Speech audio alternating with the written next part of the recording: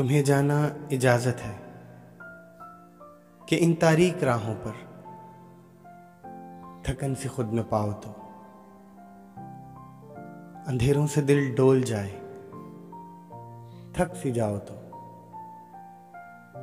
میرے جلتے ہوئے لمحوں، میرے کنگال ہاتھوں سے چھڑا کر اپنے ہاتھوں کو فضا کی نغمگی سے نئے گیتوں کو چن لینا، حسین پلکوں کی نوکوں پر کچھ نئے خواب بن لینا۔ کوئی گر پوچھ لے میرا تو اس سے ذکر مت کرنا،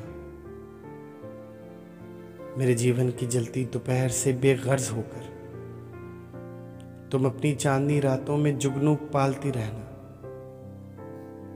میری تنہائیوں کی وحشتوں کی فکر مت کرنا، تمہیں اس کی اجازت ہے۔